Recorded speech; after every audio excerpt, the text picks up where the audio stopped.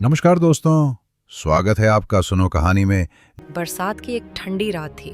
बिजली चमक रही थी और बूंदें छत पे गिरते हुए संगीत बना रही थी। एक पुराना टूटा फूटा मकान खपरेल की छत से टपकते पानी के नीचे बैठा था रवि, जिसकी आंखों से भी उसी तरह आंसू टपक रहे थे। रवि आज पहली बार शहर से गांव लौटा था, इंजीनियर बनकर, लेकिन उसकी आंखों में गर्व नहीं, पछतावे की एक चमक थी। उसके हाथ में एक पुराना अखबार था जिसमें एक कोना फटा हुआ था। उसी जगह लिखा था, गरीबी के बावजूद बेटे को इंजीनियर बनाने वाले पिता की कहानी। तस्वीर में वही आदमी था, हरीराम चौधरी, रवि का पिता। हरीराम एक छोटे से सरकारी स्कूल के चपरासी थे। तनख्वाह कम, जिम्मेदारी ज़्यादा। गांव में लोग उसे हरिया कहकर बुलाते थे।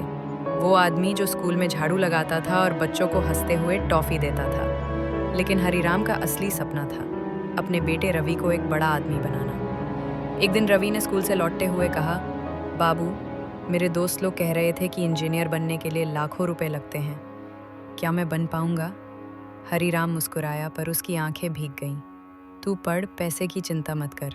तेरा बाप जिंदा है ना? रवि ने परीक्षा पास की, उसे शहर के बड़े कॉलेज में एडमिशन मिला, लेकिन फीस 2 लाख रुपए सालाना। हरीराम ने अपनी सारी जमीन गिरवी रख दी। जब पैसे फिर भी कम पड़े तो गांव के सबसे अमीर आदमी ठाकुर सज्जन सिंह के सामने घुटनों पर बैठ गया। साहब, मेरे बेटे को पढ़ना है। मेरी इज्जत की नहीं, उसके सपनों की भीख मांग रहा हूँ। गांव भर के लोग वहां जमा हो गए थे। ठाकुर ने हंसते हुए कहा, हरिया, बाप तो तू है, मगर देखना बेटा, तुझसे मुंह न मोड़े एक दिन। रवि को आज पता चला कॉलेज की फीस के पैसे उसके बाबू ने कैसे जुटाए थे। उसका मन रो पड़ा। आज वो इंजीनियर है, बड़ी कंपनी में मैनेजर, लेकिन बदले में उसने पिछले 3 सालों से बाबू को एक फोन तक नहीं किया था। नौकरी मिलते ही शहर की चमक में खो गया था। दरवाजा खटखटाते ही एक बूढ़ा आदमी झुकता है, आंखों में उम्र की धुंध, लेकिन मुस्कान में वही चमक। बाबू, रवि की आवाज कांपती है। हरीराम कुछ नहीं कहता, बस उसके सर पर हाथ रखता है जैसे हर बाप रखता है, बिना सवाल, बिना शिकवा। रवि फूट फूट कर रोने लगता है। बाबू, मैंने बहुत देर कर दी। हरीराम बस यही कहता है, देर नहीं हुई बेटा। बाप तो हमेशा वहीं खड़ा होता है जहां से बेटा मुड़ के देखे।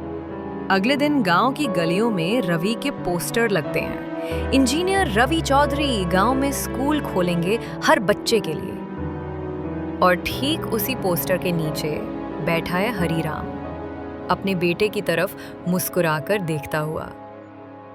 रवि स्टेज पर खड़ा होकर कहता है, माँ बाप के बलिदान को कभी छोटा मत समझो।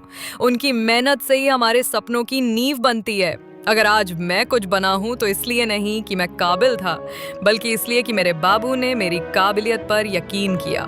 ये स्कूल उन हर माँ बाप को समर्पित है जो खुद भूखे रहकर अपने बच्चों के भविष्य की रोटी पकाते हैं। तालियों की गड़गड़ाहट में हरीराम की आंखें भर आती हैं, लेकिन इस बार खुशी से। जिन कंधों पर चढ़कर हम ऊंचाई देखते हैं, उन्हें कभी पीछे ना छोड़ें। माता पिता का त्याग एक ऐसा कर्ज है जो कभी चुकाया नहीं जा सकता। बस उसे समझा जा सकता है, महसूस किया जा सकता है। अगर आपकी तरक्की में किसी का सबसे बड़ा हिस्सा है तो वो आपके माँ बाप हैं। समय निकालिए, लौटिए, झुकिए, क्योंकि कुछ रिश्ते सिर्फ एहसान नहीं होते, वो आपका वजूद होते हैं। ऐसी ही और सच्ची कहानियों के लिए जुड़िए सुनो कहानी के साथ।